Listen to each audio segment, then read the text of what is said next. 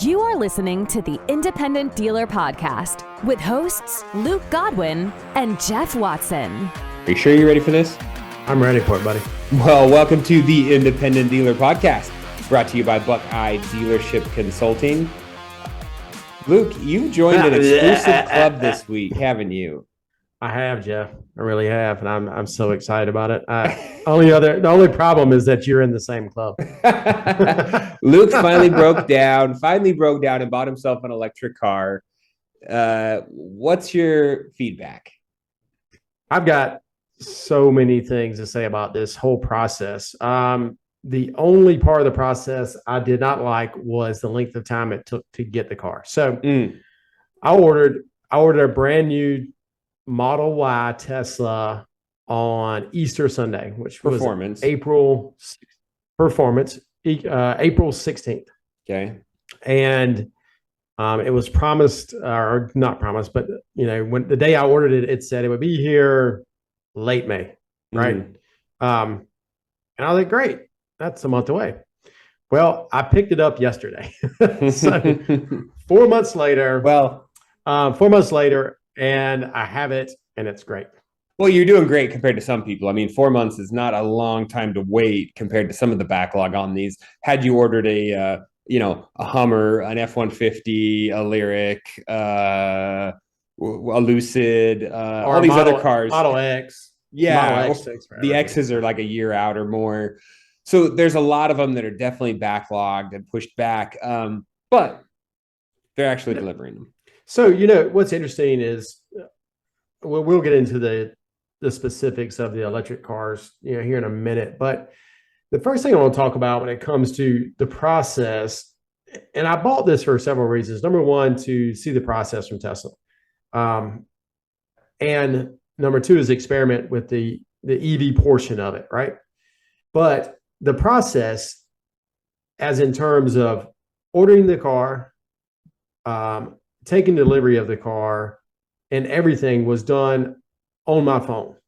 I never had to. I had to sign one piece of paper in the Tesla dealership yesterday but I ordered it online. I applied for financing online. I signed all the documents online or on my app, within my app. I sent my insurance via my app. I scheduled my delivery date and time on my app. I transferred money for my down payment via my app through Plaid. I mean, everything was done on my app. I don't have any papers. Like, I left there without any papers. Yeah. So why can't we do that? That's a very good question. And I would say two answers to that. I don't have the technology. We don't have the technology stack. And I don't think anyone out there wants to develop it because it's very expensive. And I've talked about that a million times. B, it's something about a car. I mean, new car, it makes sense, right? And that's probably the bigger picture. This is the DTC model that Tesla's done that I think all OEMs would love to go into. I'm sure they'd love to skip the retail new car store, right? The markups, the market-based adjustments that are going on right now that are just making it just ugly for people to order a car, have it shipped to their local dealership for delivery. And then for some reason, that dealership thinks they need to put a market-based adjustment on it. It's like, I ordered that car. I custom built it on their website. You're literally just facilitating this paperwork for whatever reason, because you're not as far along as Tesla is, but I have to pay you a market-based adjustment. So that kind of stuff's going to come down the line. And I think give a lot of these OEMs kind of like firepower to just circumvent franchise laws, which could be coming. I would think so. I mean, they're strong in states. Franchises are strong in states, and it will take some states longer than others. They're going to do what Tesla does, right? They're just delivery centers. They're not dealerships. Ours in Utah, they're delivered at a service center, which is registered as a used car. So I don't know how that works, but they deliver new ones in our state without a new car license. No idea. Here's my argument If something goes wrong, if something is out of the ordinary, if you don't fit into each one of their steps, it is insanely hard to deal with them. Nobody has a direct answer. No one has the say to go around and outside of the norm to get things done. So that's my issue. Think about dealing with corporate, dealing with the big, some guy in a call center in LA because you have to change your delivery date, or it showed up with the wrong tires, or the color's wrong, or some small issue with your financing had a snag. Like that part is brain damage. Well, hold on. I'm going to push back on that, because I would get texts if I didn't do something right, and I could text back and forth. So I submitted a document for financing, and they said, well, hold on, that document's not going to work. And they sent me a text message. And so I said, well, okay, what do you want? They tell me. I send it to them email, and boom, it's done, like approved within seconds. So I didn't have a problem there. Now you're probably right. It's not like going to Jim Neal's Pontiac in Paducah, Iowa, and talking to him directly. Yeah, you're not going to be able to talk to Elon Musk. That was the first thing Hadley wanted to know. Did you get to see?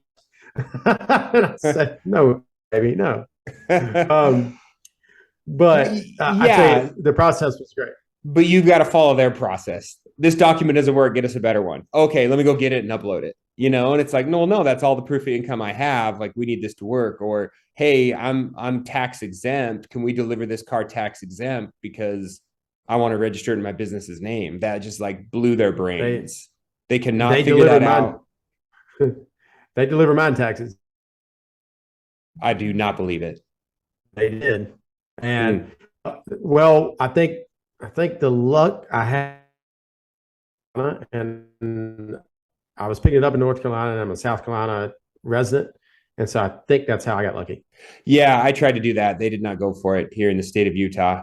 I tried to pick it up out of state to say, hey, no, I'm not a Nevada resident. I'll pay tax back in Utah when I get home. And they're like, no, you can't do that. You have to take delivery in Utah, and we got to collect your sales tax. And they just like blew their brains. So anyways, that's my argument. Other than that, it's super cool. Like, I know my buddy, he had his service done the other day. He dropped it off, didn't talk to anyone, parked the car in the parking lot, left. They did the service. They notify him by the app. He shows up, pays for his bill via the app. They give him a code to get back into his car. He gets back into his car and drives away. So that's neat. What I noticed, so in that time when I ordered this car, I was looking into possibly ordering a Rivian, Lucid, and a couple other things. And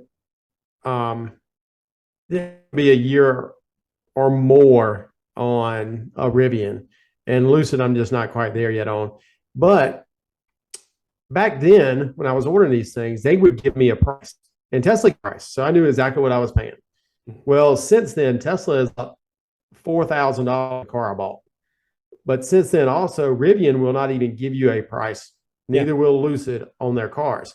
They say this. They say, give me $1,000, and then we'll tell you when you can build it out. Yeah. And if you want it, we'll sell it to you at whatever price we have. And if you don't want it, we'll sell it to the next guy. And conveniently enough, they all jacked up their prices by $7,500 to match the tax credit that came out, which for your case, you wouldn't even qualify. So there was no point in you pushing your delivery off till next year and trying to get a tax credit. Might as well just taken it. Yeah, what the heck? Yeah. So I think for us as dealers, it's a long ways down the road, right? I don't plan on carrying electric cars or buy here, pay here electric cars for a very long time. A, they're not cost effective and probably won't be for a very long time. B, servicing them. The older, like the first versions of these electric cars, I've had an electric Kia Soul. We've had an electric Golf. We've had the electric Focus that I've sold here. Junk, just such a hassle. They just crammed a battery into a gas car and tried to call it electric with all these off-the-shelf parts that don't talk to each other. And then when one breaks, they can't get it because it was only produced for like 2 months to get these like 2,000 electric Focuses on the road. So you've got a bunch of bricked electric cars. The Kia Soul was the best one, even though it only had like a 60-mile range. That I think is the best early version, which could actually be a buy here, pay here car. Their engines are so bad. Their engines are so bad anyway. And the gas ones, they need to put an electric motor in there. You do not talk bad about a Kia Soul. I don't sell them. They're horrible. I buy them by the dozens. I will take them all. we sell them like we're selling ice to an Egyptian. They go so fast. Oh my gosh. Let's go down that EV, because I can argue that we will be selling them sooner than later. But I think that Tesla is so far ahead of everybody that I don't even know at what point we won't be. I mean, at what point we come to people who come to me to buy cars, right? So, hey, I want to use Tesla, then I will sell it, not necessarily buy here, pay here, but it's sooner than later. I just feel that. Yeah. I don't know. I mean, I've sold quite a few that I drive personally, but they're $50,000, $80,000 cars. So they don't fit my demographic. I'm not buying a ton of them. Yes, people want them. Yes, as long as they're under warranty. Obviously, Tesla's way ahead of the game because they worked out the bugs. I would not buy a first version F-150. I would not buy a version 1 Lyriq. I would not buy. They've got a couple of years to work the bugs out on those cars. Well, not to mention, we're not even discussing self-driving capability. Not yet. For me, I don't care about saving the planet. This is not an environmental play for me. I will kick a squirrel right in the face and I will burn a pile of tires in my backyard before I have to pay to have them hauled off. Like I will dump oil straight down the drain if it's close enough. Oh my gosh. I don't care. So EPA, I do not do that. That's Jeff Watson, 4 seasons. Not Luke Johnson. This is not an environmental play for me. This is strictly ease of use, low maintenance, and performance. So if I have a car that is steps away, months, maybe years away from driving itself from point A to point B with very little to no intervention by me, I'm 100% in, man. I agree with that. And I think that's so possible for our consumer, the buy here, pay here consumer, if they did not have to own a car, but could have a subscription model with EVs that pick them up, take them to work, do what they need to do, it would save them so much money and make us so much money because we could just have fleets of cars that go and pick. I think it'd be awesome. Yeah. You're a buy here, pay here model, but you're just buy here, pay here transportation, and you've got your own fleet that you manage and you recruit folks and blah, blah, blah, compete with Uber for self-driving robo-taxis. Luke, what are you seeing in the wholesale markets? I am seeing a lot more inventory. I have a couple of set searches that I look at OBE and backlots, and man, there is a lot more cars out there. There is. We can buy anything we want to buy right now. Prices, I feel, have dropped 20% from their high. That's 20%. But they were probably up 40 and 60%. Still the really, really nice specialty cars still bringing money sometimes. But everything else I think is kind of leveling out. And I think it's going to level out through the first of the year. And then we'll probably get the spike back in February, but I think we're on the back side of this inflation, car inflation deal. So your angle or input or attitude would be, it's okay to buy right now. Things are soft. They're not going to get substantially more soft. In fact, they could level out and or tick back up as we get closer to tax time. Yeah, I think so. I don't see, there's no way there can be substantial drop because when you ride by new car stores, they're still about empty. Yeah, they've got to keep the door open. I don't think new cars are being delivered anywhere near the volume that they expected them to be at this time. I don't know if I have any facts on that, but I had a friend who drove his kid up to see his grandparents in Indiana, and they had to drive by the Ford F-150 plant in Kentucky or somewhere right around there. He said there were, I think he said a mile or more of F-150s along the interstate, and they were like 300 yards deep. So whoa. He said they're just sitting there. So they're waiting on chips. As soon as those chips arrive, That's a bunch of trucks being delivered. But how long is it going to take to put those chips, those in the car and get them delivered? So, Yeah. Do they rebadge it's them? going Do to they be a while. revin them? No, they've already been. So They're they'll all be sitting there. delivered as 2022s in 2023? Probably. I mean, that's going to be confusing, right? They're still a new car. They're still a new car.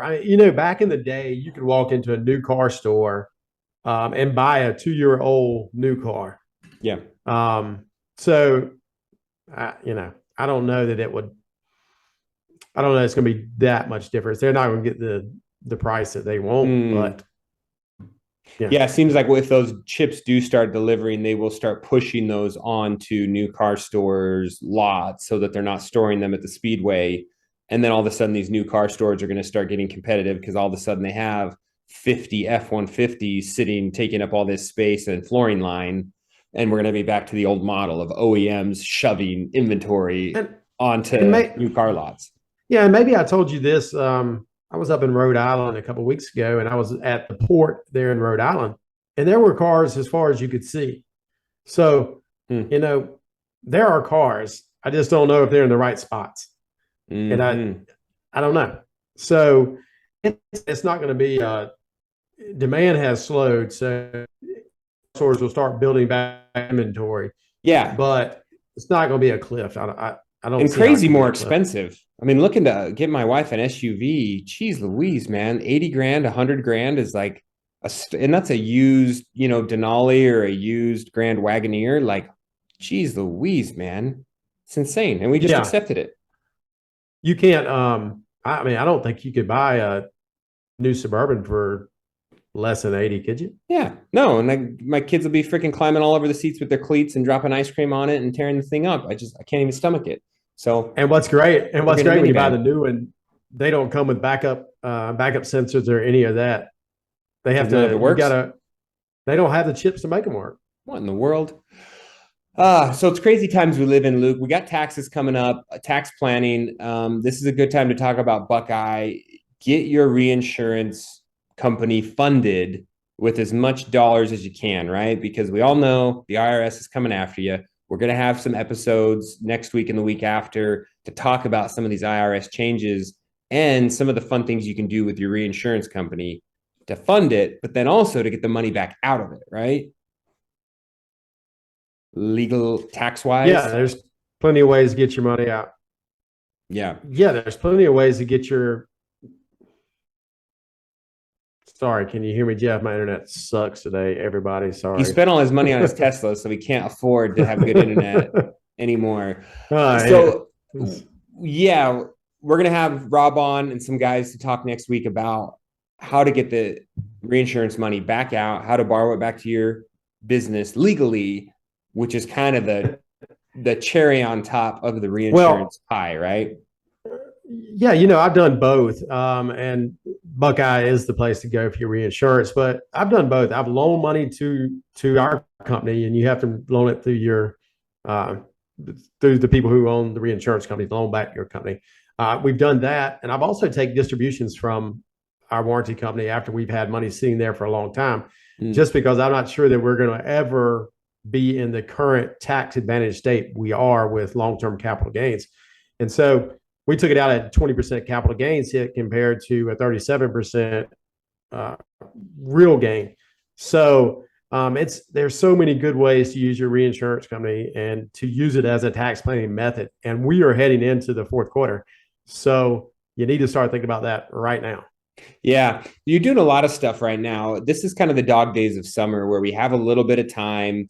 For us, sales have stayed pretty strong, so we're still pretty busy around here. But for me, it's coming. It's coming. I'm looking at the fun stuff to keep my dealership going. Right, I'm looking at continuing to build out my policies and procedures manual. I'm doing some housekeeping items around the car lot, as far as my lighting, my balloons, my signage, little things and little upgrades that just keep your car lot looking exciting, inviting, those types of things. Yeah, if you got capital expenditures, it's a very good time of the year to start taking those. If you've been putting in LED lights or a new sign or something, you can write those off typically in 1 year. So great time to start just writing down, just make a list of the things that you want to get done to make your lot look better, or buy that tow truck or whatever. It's a good time of the year to start thinking about it. Or even fix your processes. I'm switching CRMs right now. I'm going to explore a new accountant. I'm going to like I said, my policy and procedure manual, I'm trying to get that built out better. So it is a great time to look at your numbers. Your payroll, man, look at your payroll. Who are you using for payroll? What's it costing you? And do you have everyone at the right pay structure? I cannot believe, I thought, again, we harp on this all the time, but I thought $15 an hour was like competitive in my market. And then I drove past freaking Domino's and they're offering little snot-nosed it-faced kids $15 an hour to pack pizza boxes. Like, that's that's not the labor pool I want. Yeah, you can't hire anybody good for less than 17 an hour. And Like 20. If they're going to work in the shop, it's $22 an hour. So that day is gone.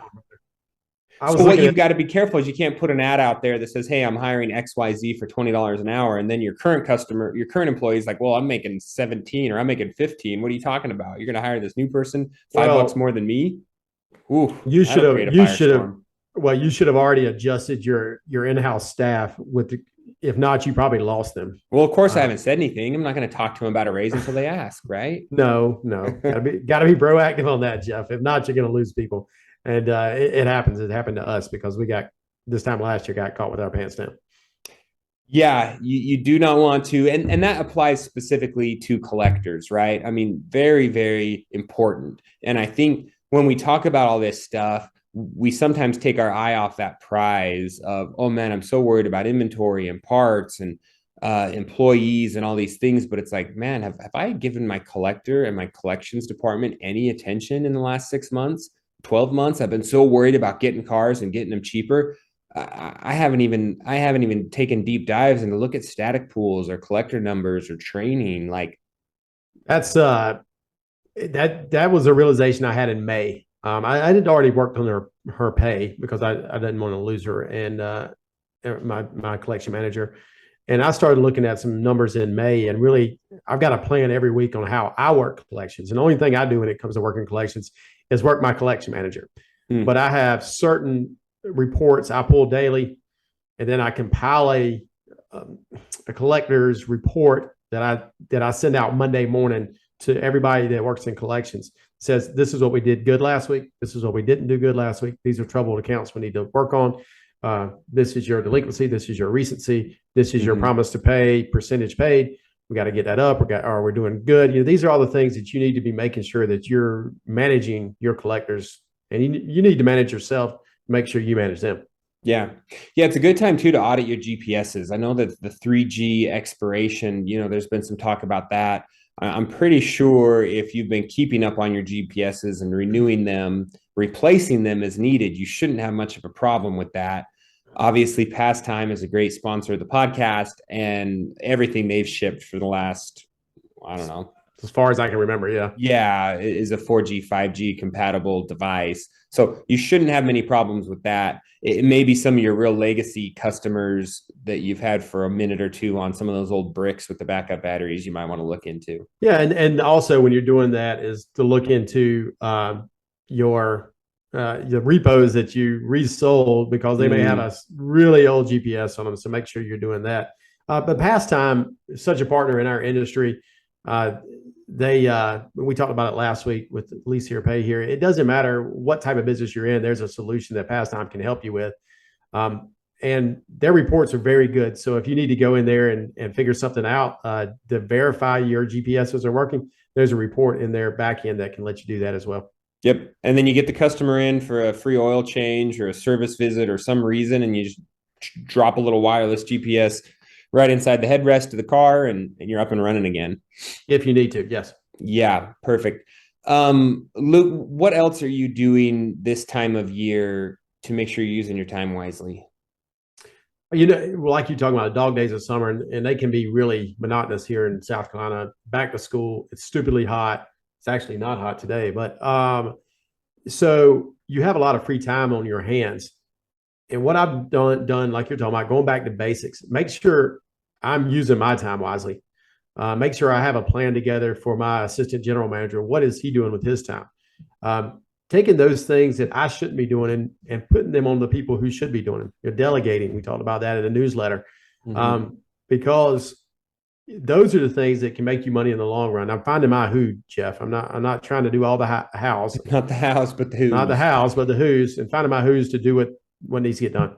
Yeah, it's a good time to learn too. And that'd be my plug for our newsletter that goes out every Sunday, practical tips that we try to give out to help you guys know, here's one small area of your dealership you can focus on, whether it's firing employees or hiring or delegating or building a structure. And here's a small task you can do this week that will help you get a little bit closer to being a little more well-run. Yeah, So sign up for the newsletter. Yeah. And Luke, I also wanted to plug, there's a lot of other good resources. So obviously you guys listen to our podcast. I was listening to Maggie from CM Coaching.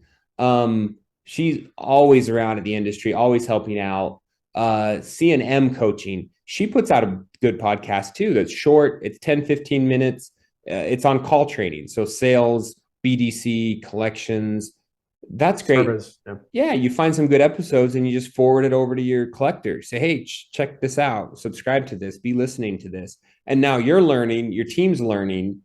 The Rhodes, Jim Rhodes. We were on his morning show the other day, which we will try to tack this on the end of this podcast. So if you have stuck around this far, stick around a little bit longer, and you'll hear that fun little interview we did with Jim and Michelle Rhodes. And all these are free, Jeff. That's what's so great about that. Free ways to get better, to no matter what kind of business you're running. So use them. Yep. Cool, Luke. I got to run. I think everyone else has got to run. So if you do stick around, we're going to tack the Jim Rhodes Octane morning show. I don't remember what they call it. I think that's right. The morning show. Yeah, the morning show. They do every Friday. So guys, have a great week. Hope everyone sells a ton of cars. We are so happy that we could have both Luke Godwin, Jeff Watson from the Independent Dealers Podcast. Yay! Wait, hold on. Oh, the applause. Okay. Oh, there you go. Yeah. We have fun with that. And the crowd goes wild. The crowd does go wild. It's so much fun having one of these boards that has like all these really fun little effects that we can use when we want to. And so first off, guys, I'm a fan. I'm a pretty big fan. I really, really love what you guys are doing. I love the content of, how valuable what it is you guys are talking about for dealers out there. And yeah, it's just I plug. I think that the last one I talked about that everyone should listen to were the 3 ways that you're losing money. I forget the exact title right now, but the one with Steve Karsten. Yeah. So good. Such a great podcast. So we got a ton of stuff to talk about today. I'm in particular, I'm looking forward to learning kind of how your podcast came to be a thing. Michelle loves telling the story about how our morning show came to be, so I'll let her tell that story afterwards. But also, I know I saw a mention out there that Carrie Watkins was going to be tuning in, looking forward to getting educated. So she knew we had some smart guys on. So Jeff, I'll be counting on you to say something smart first. We'll have you say something smart first, and then we'll go to Luke. So smart. You do listen to the podcast, so you do know that's. Yeah, no, you guys, we'll have some fun today. I think we wanted to jump into a couple things, and I wanted to let them know how they got it started. Oh, yeah. So, Jeff, why don't you tell the story about, so which one of you said we should do a podcast? Or was it a wife? Was it a 20 group? How did this happen? So it was November 2018. And I'm a big audio fan.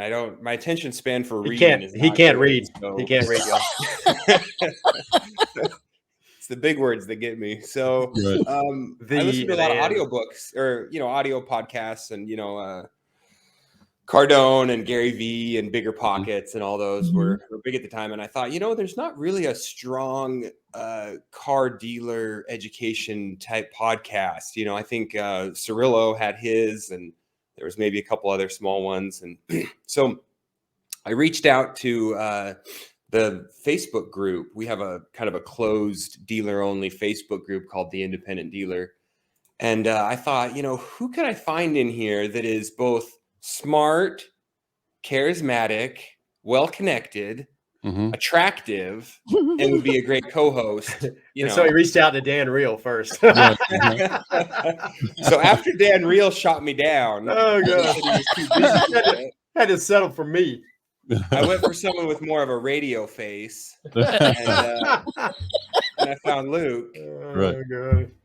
And it's kind of funny that a couple of months ago I went back and looked at our early conversation, and it pretty much flowed the exact same way in the first couple of emails as it still does today, which is, dude, where are you at? Where are you at? Are you serious about this? Are you going to do it? Are you getting on? Where are you at?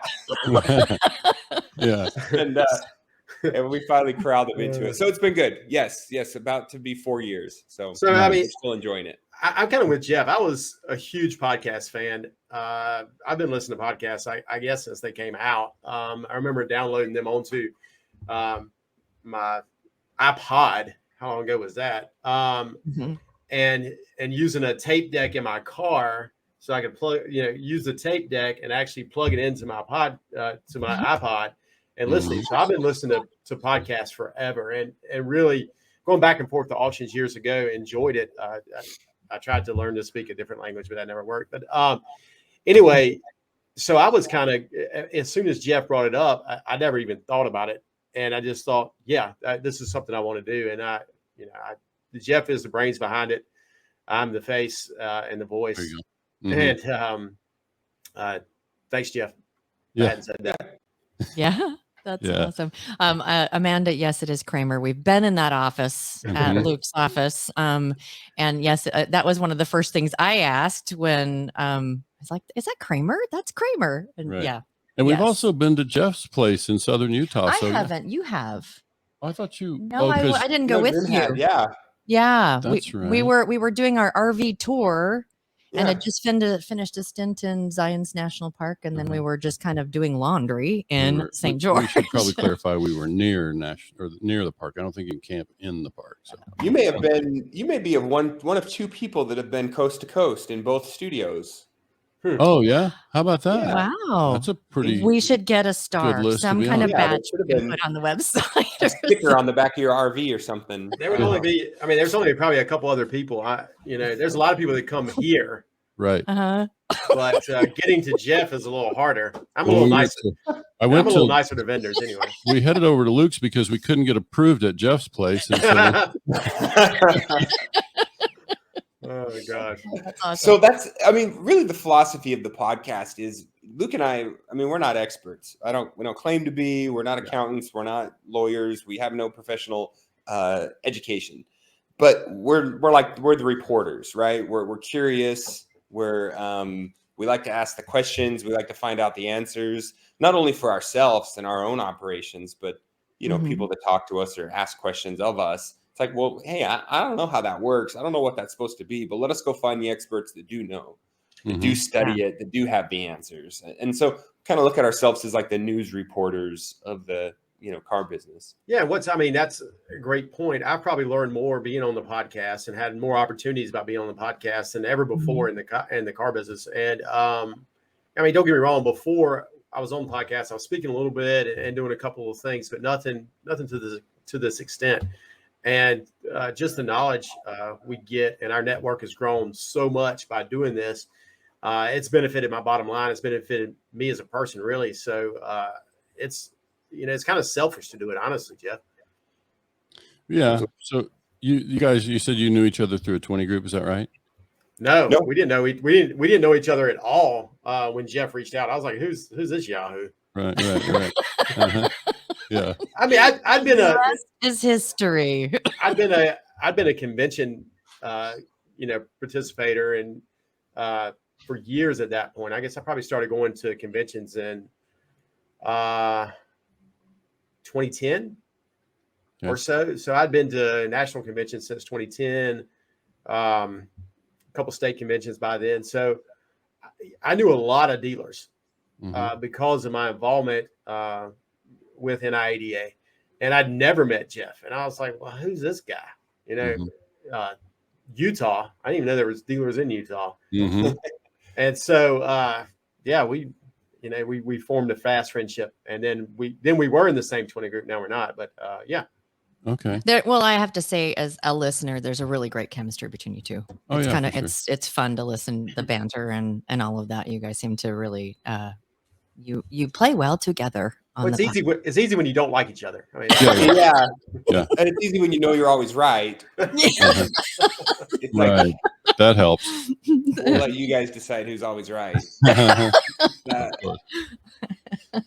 Oh, that's funny. So yeah, Michelle, you didn't tell the story about how our little morning show came to be. Have you guys? You familiar with how our little morning show came Of course, about? they listen every morning. Oh, I know, because they do listen every morning, right? 100%. Yeah, yeah. So we'd already started the Tote the Note podcast, and which is kind of like our 60 minutes. It's a little bit more heavy, the heavy education kind of podcast.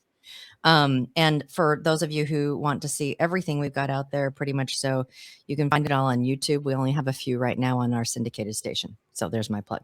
So we were sitting in our newly updated podcast studio for Tote the Note, and we're just playing on a Saturday. We got the headphones on, we got the mics on, and we're listening to each other. It's like, this is really cool.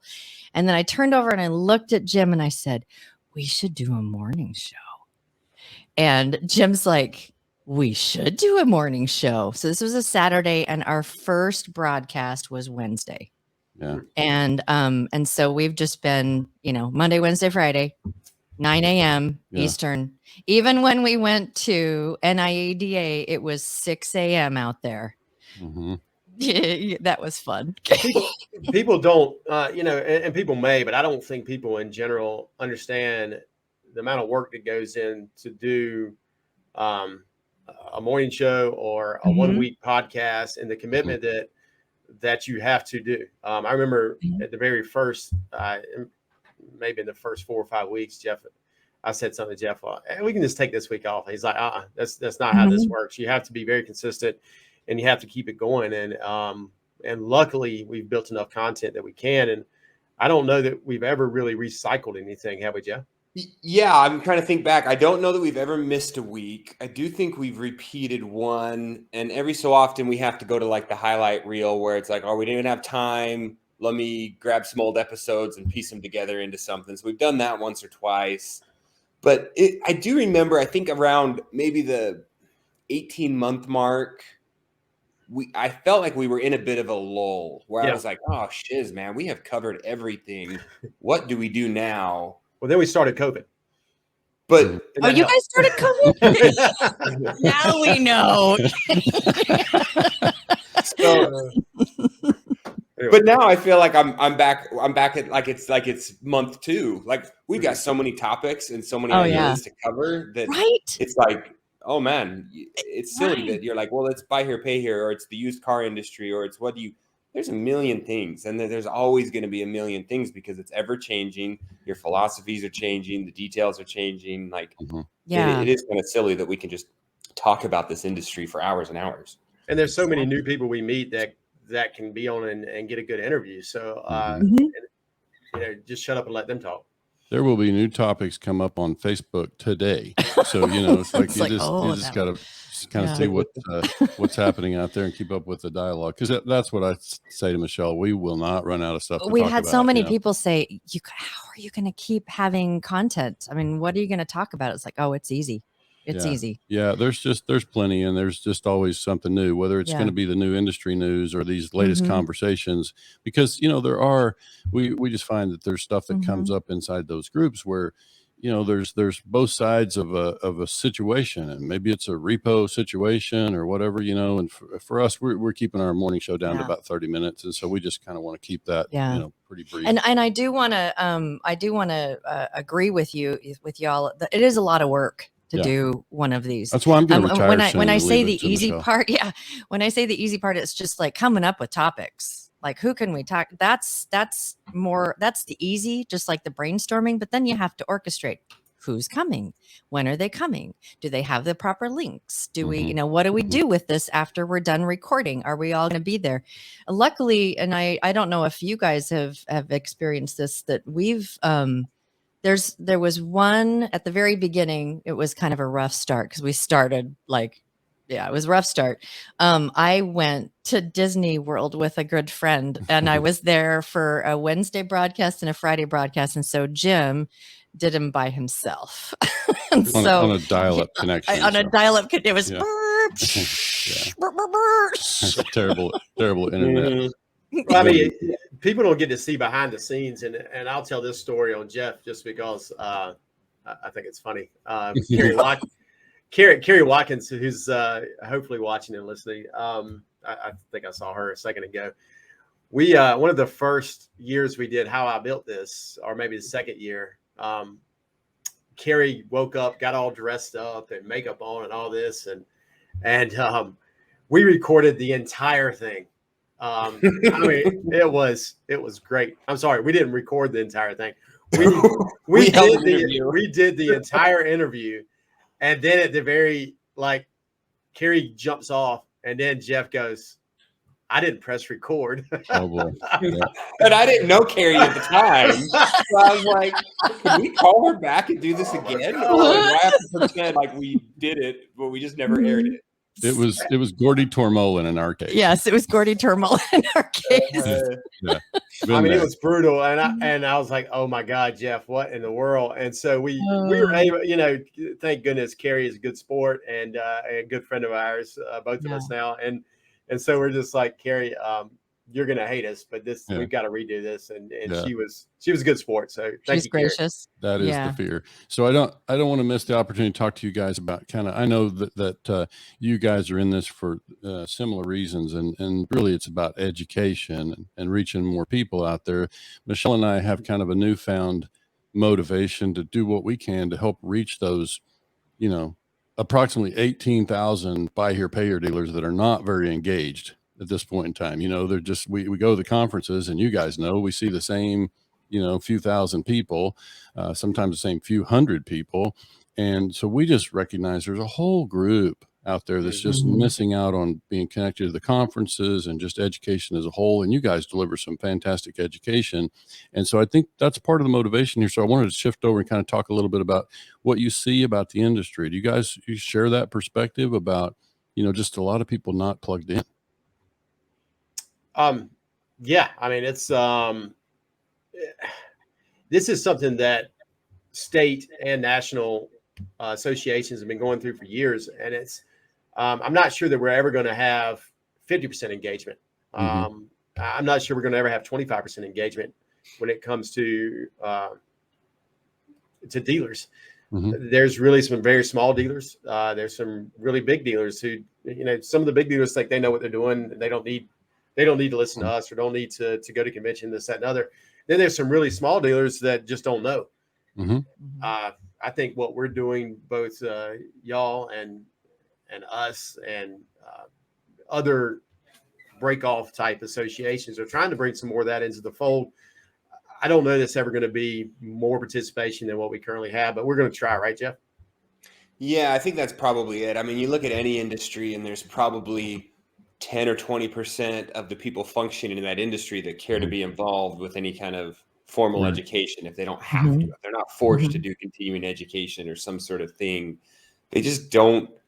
I think about any other industry I'm involved with, and it's a very small fraction of the people in that industry that care to learn through conventions or podcasts or communities. So it is what it is. But yeah, we're hoping that we're reaching the few that get on iTunes and search up, oh yeah, how can I learn about buy here, pay here, or get on YouTube and want to learn about something, how to run their dealership better. And hopefully that, oh wait, there's a whole podcast for this, or there's a whole YouTube channel community that's built around bettering my dealership. So, by having it there, at least it's an option for people to someday discover if they decide to get curious. It's amazing the amount of people. I mean, you talk about, we've been on for 4 years. It's amazing the amount of people when you go to convention, and I mean, I just figure people know who I am, so I'm kind of oblivious at times, which is probably not the best. So I'll start talking to somebody, and then somebody will say, "Oh, I recognize your voice. I know who you are." And then the next guy standing next to him goes, "What are you talking about? A podcast?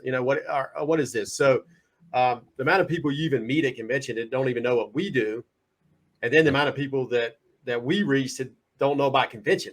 So it's a huge it's an overlap there that we're still exploring, I think. Yeah. And I love what you mentioned, Jeff, is, there's not a lot of people that tap into the formal education.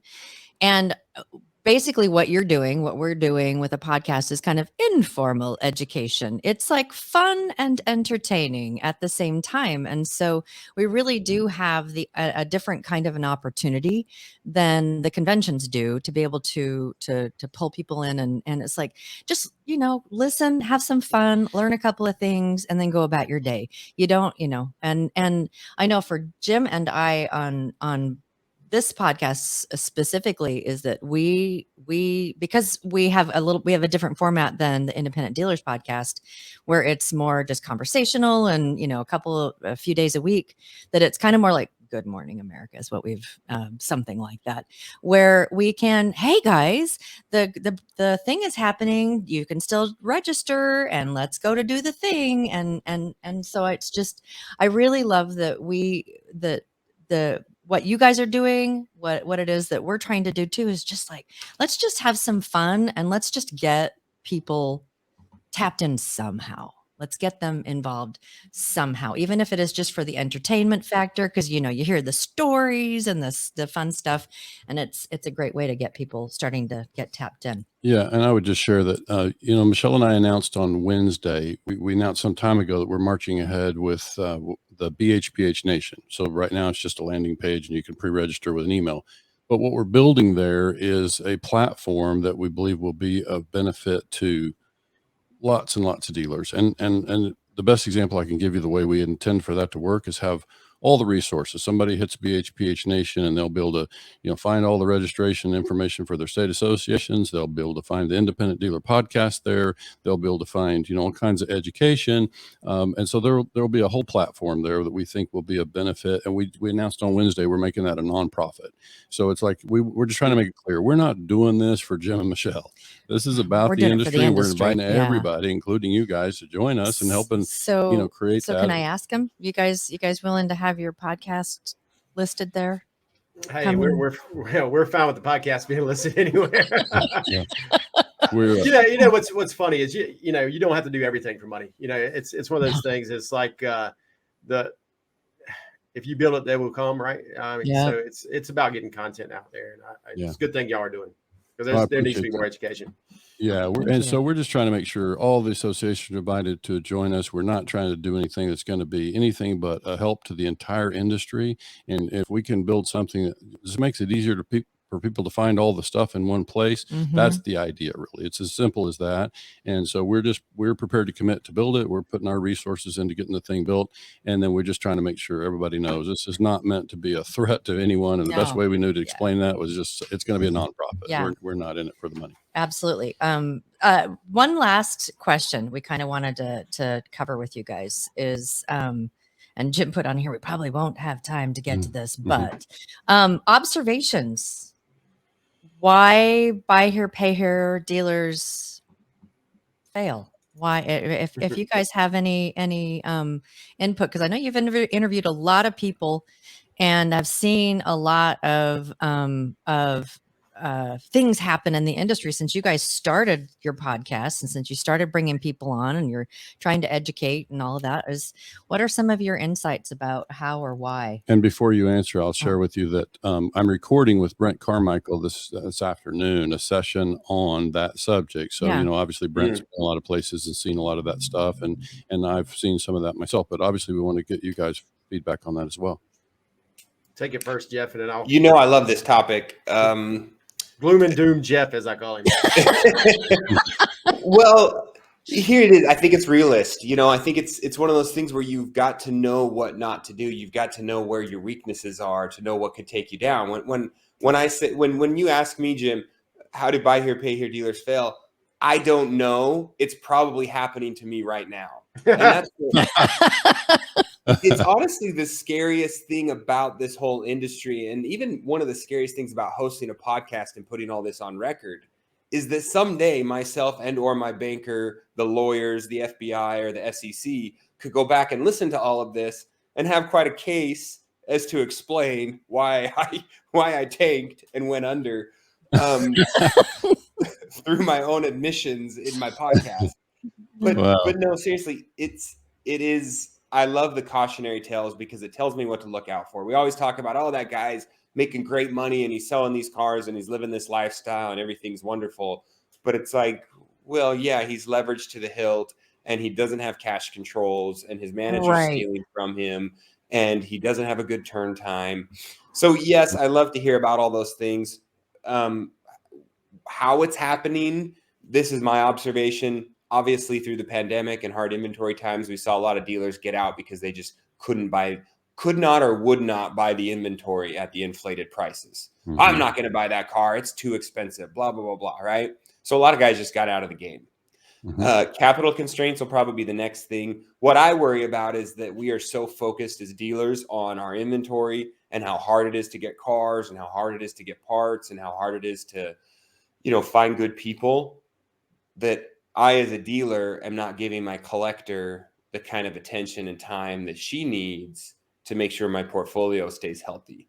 I'm so busy in the shop trying to buy cars and trying to get cars to the front line that I'm not coaching her and educating her and looking at these problem children that could be quite a tidal wave of delinquencies coming if a couple of dominoes fall the wrong way. Yeah, I heard Bank of America did a survey over the last month or so, and that's 38% of Americans are behind on their debt or behind on their bills. And so I say that number one, I think the reason buy here, pay here people go out of business is because of capital, lack of capital, or lack of understanding of how to use the capital they are given by lenders. Right. Some of them get on hamster wheels and can't get off, and then they quit selling as many, and then they're dead. So leverage is the number one. Number two, I think, is taking their eye off of their business, as Jeff was describing. This is a hard business, and I do not want to be in it forever because it is that hard. I'm 20 years old. I look like I'm 80. So yeah, right. We believe you. But I've been doing the day-to-day of this 100% day-to-day since 01, and probably 20 hours a week from 96 to 01. And so I'm 21 years in, and it's harder now than ever. It's gotten harder in the last year. You lose focus. If you don't go to conventions, you don't talk to other dealers, you live in an echo chamber. And it's hard. It's hard business. If you don't have capital, if you don't have the proper funding, if you're overspending, if you're over leveraged, you're going to go out of business. And that's what I see happening. Yeah, those are great points, gentlemen. I think, I think the leverage thing, we see that too. I talk a lot about people just moving too fast. I think there are businesses maybe where you could get away with that. Our business is just one that when you move too fast, it's hard to keep your eye on the target, as you talk about. And so, yeah, there's so many moving parts in what we do and buy here, pay here that, if you're going too fast, I just say, you can race right off a cliff in this business if you're just not paying attention. Going too fast is something that, oh my gosh, these people who get in business and don't have any capital and they're selling, 60 and 80 cars a month. I've seen those people die so fast, 2 years, and then everything hits the fan, or even, less than that. That's a really good point, Jim. Yeah. You also see a lot of absentee owners. They think that they can get this thing up and running and then they can go, vacation. And there's probably, I know there's some large buy here, pay here dealers that have got it figured out and they're living great lives and they're vacation home down in the Bahamas and their whole operation just runs like a fine-tuned machine. But I don't get it. I think more dealers get burned by starting to think they're making money. And so they're out playing and doing all these other things and they're not watching. Well, and it's what you're saying is that what I'm kind of going down my own path on this one is that a dealer that's really, really successful, if they stay successful, it's because they still have a very, very good finger on the pulse of what is happening in their business. And there are some things you can do with that from a distance, and there's other things you can't. Yeah. And I got to say, that's one of the bigger arguments that for 20 groups, obviously 20 groups can be highly valuable, and it's just, getting, at least you get your numbers in front of you and you get to have other people see your numbers. And so that's a lot of value. And just having that piece alone is worth an awful lot, to be able to know that other people are seeing this stuff. We've got, kind of some built-in accountability partners in that.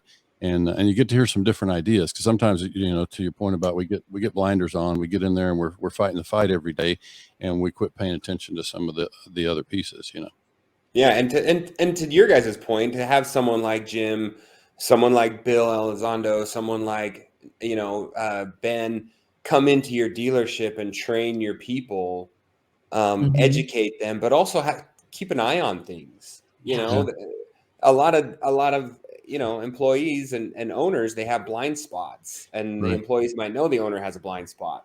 But if they know that Jim's going to be in their dealership quarterly doing a training on some new thing, or looking at some new aspect, or analyzing some new metric or key performance indicator, that, you're able to sniff stuff out. Right. For sure. Yeah. So we'll invite people to join the podcast. We get that recorded with Brent. We look forward to his perspective on those things. But yeah, gentlemen, we appreciate you making time. We kind of have to keep these around 30 minutes. By the time people drive into work, they got to get out of their car and get in the place. It's a Sesame Street culture. So it's a little bit long. Yeah. But we do appreciate you joining us. Good information. And we look forward to having you on again one day soon. Thank y'all. Thanks. Dealers helping dealers. Please leave us a review and subscribe. The Independent Dealer Podcast.